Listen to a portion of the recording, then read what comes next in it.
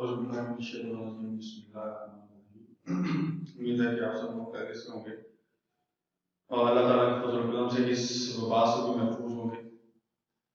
आज एडीपी का जो दूसरा इंग्लिश स्ट्रक्चर का टॉपिक मैंने चूज किया है, उसमें टेंसेस का इस्तेमाल जो है वो हम सीखेंगे।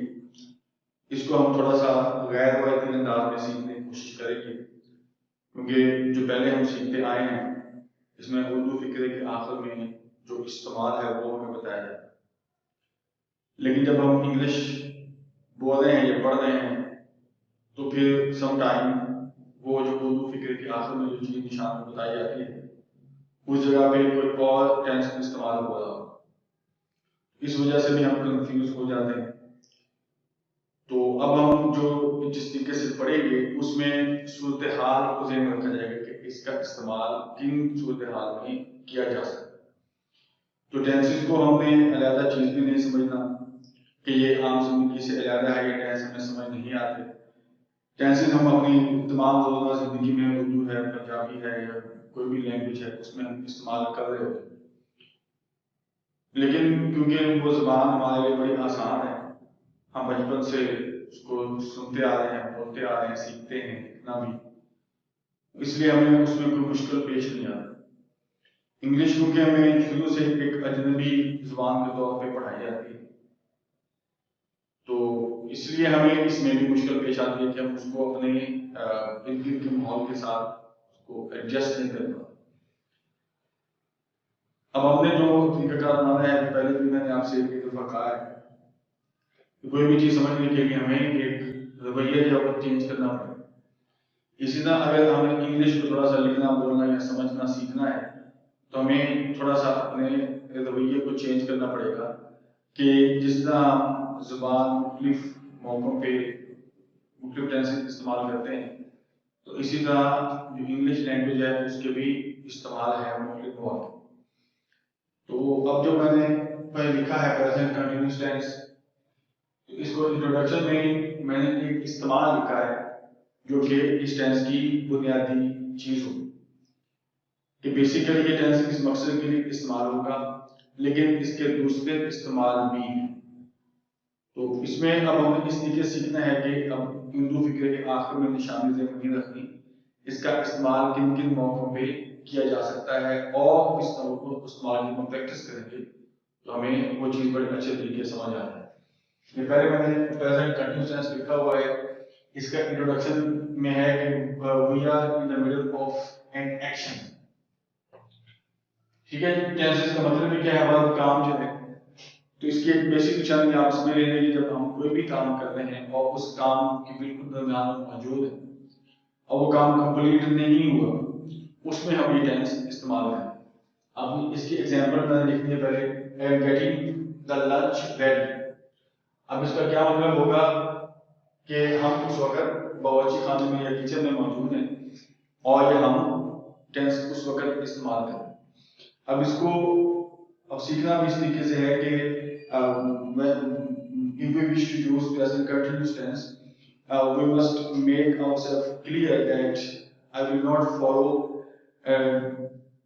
the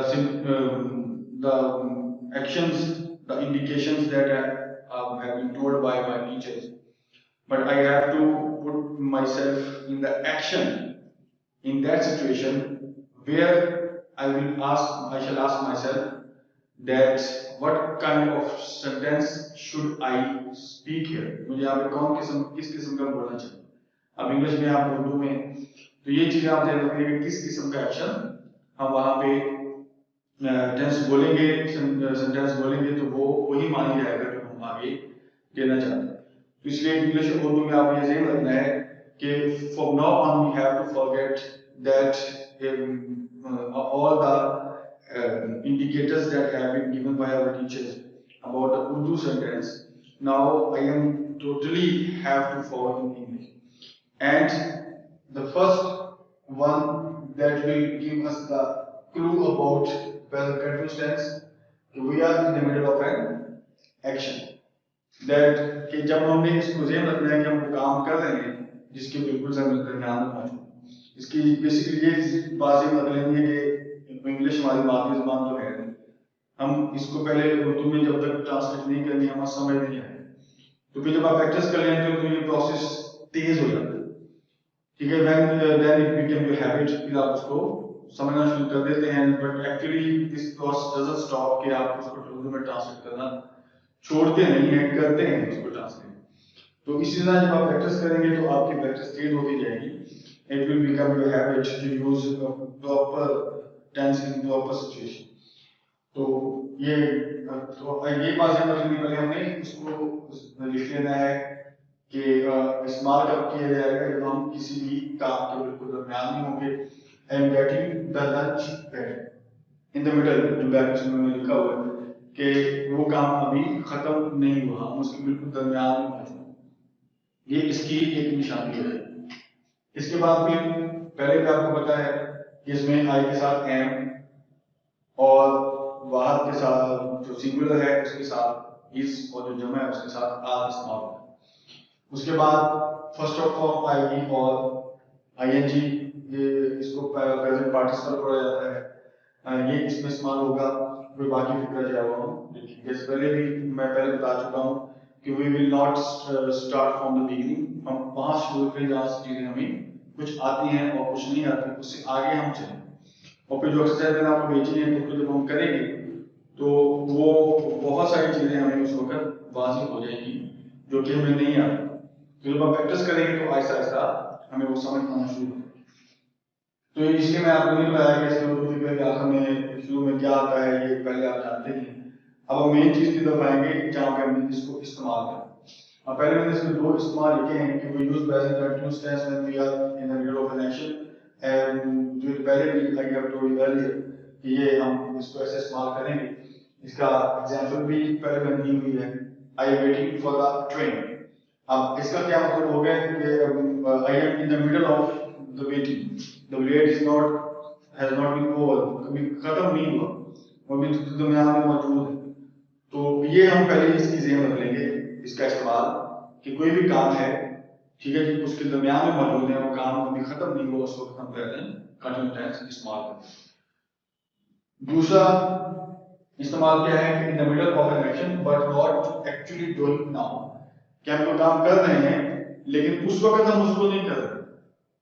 for example we are working on some sort of project, लेकिन अगर हमसे पूछता है कि काम आप कर रहे हैं बट वी एक्चुअली हम ब्रेक पे हैं या हम उसको रास्ते में मिलते हैं, हम किताब लिख रहे हैं, तो उस वक्त भी हम ये चीज कह सकते हैं कि I am writing a book nowadays, I am searching for job nowadays, but we are actually not doing at the moment, उस वक्त हम नहीं कर रहे उसको। तो उस वक्त भी हम ये चीज इस्तेमाल करेंगे कि वो काम उस वक्त हो नहीं रहा लेकिन उन दिनों हम ये चीजें कर रहे हैं।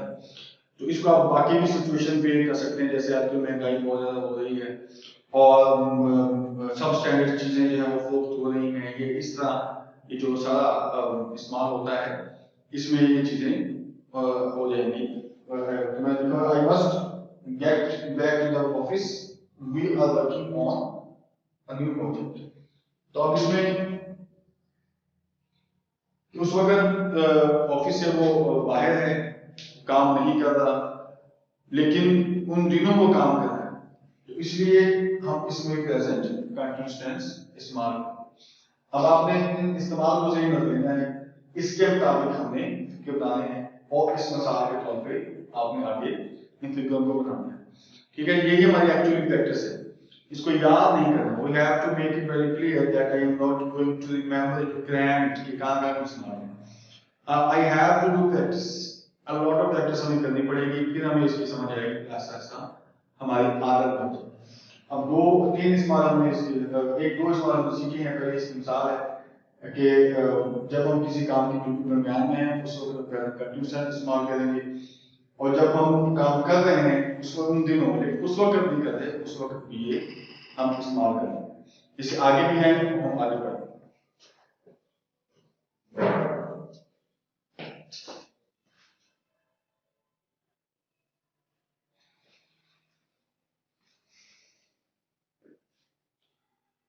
जी पहले हमने दो इसके इस्तेमाल पढ़े थे, अब तीसरा और चौथा मैंने इसका इस्तेमाल किया है।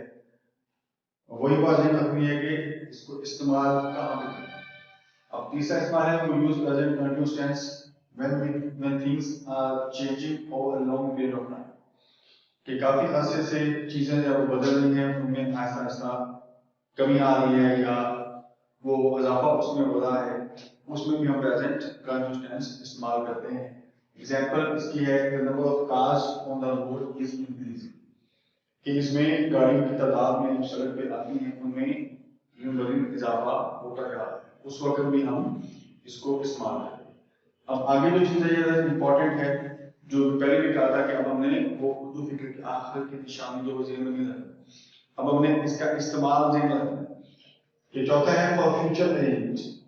अब हम फ्यूचर के लिए जब आपको पता है कि फ्यूचर डेफिनेट टेंस इस्तेमाल करते हैं, अब इसमें और प्रेजेंट को अगर इस्तेमाल करेंगे तो इसमें क्या फर्क पड़ जाएगा कि फ्यूचर के साथ इस्तेमाल करेंगे उसका इंडेफिनेट, जैसे प्रेजेंट इंडेफिनेट है और फ्यूचर इंडेफिनेट है, इन दोनों के साथ इंडेफिनेट का मतलब है कि वो गैर मुस्तमिर या वो हो भी सकती है और नहीं भी हो सकती। इसी तरह जैसे प्रेजेंट इंडेफिनेट का मुझे पता था कि एक बंदे की आदत है कि वो ये काम करता है या उसका मामूल है सुबह उठना है, लेकिन हम ये भी नहीं कह सकते कि हमेशा से ये काम करेगा, हो सकता है कि समटाइम ये काम ना करे, इसलिए उसको इंडेफिनेट या सिंपल उसको कहा जाता है। तो इसी तरह फ्यूचर में भी ये चीज है कि अगर हम फ्यूचर में वो काम शायद अभी इस्तेमाल करते हैं तो वो भी फ्यूचर के इस्तेमाल हो, लेकिन उसमें उस चीज की सर्टेनिटी या उसकी यकीनीपन नहीं है।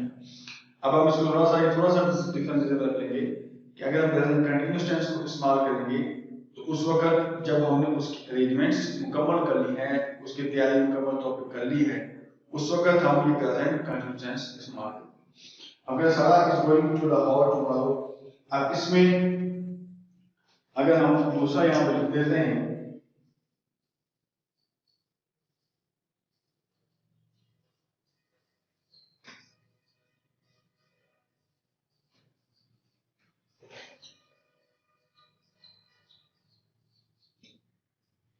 हम दोनों में क्या फर्क, अगर ये फिक्रा इस्तेमाल करते हैं और ये फिक्रा इस्तेमाल करते हैं तो इन दोनों में जो मेन चीज है वो है अरेंजमेंट।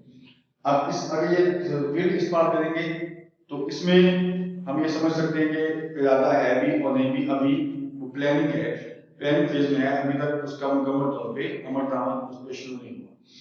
अच्छा, अगर हम ये इस्तेमाल करते हैं Sara is going to Lahore tomorrow, इसका क्या मतलब है कि उसने प्लान कर ली है, तैयारी हो चुकी है, टिकट से और उसने खरीद दी है, तो उस वक्त ये हम इस्तेमाल करेंगे। इसका थोड़ा सा ये डिफरेंस ज़हन में हम रख के इसको इस्तेमाल कर सकते हैं। तो ये आपने इस्तेमाल ज़हन रख लेने हैं। चार इस्तेमाल जो वो हमने प्रेजेंट कंटिन्यूअस टेंस के पढ़े। अब फिर वही बात कि आपने इसको उर्दू फिक्रे की निशानी के तौर पे नहीं समझना, आपने इसको टेंसेस में जो इस्तेमाल है वो ज़हन रखना है कि इनको इन इन जगहों पे मैंने इस्तेमाल करना है। अब इसी इस्तेमाल में मैंने आपको एग्जांपल दी है, इसके आप फिक्र बनाए कि एक्सरसाइज है वो मैं आपको हम आपको पोस्ट कर देंगे, इसके साथ वो एक्सरसाइज आपने कंप्लीट करना होगी एग्जांपल के तौर पे। और कोई भी आपका सवाल जो आप इस बारे में हो तो आपने काइंडली किस बगैर किस जगह के आपने पूछ लेना है, लेकिन इसको ज्यादा प्रैक्टिस करनी है ताकि आप इसको अच्छे तरीके से समझ सकें।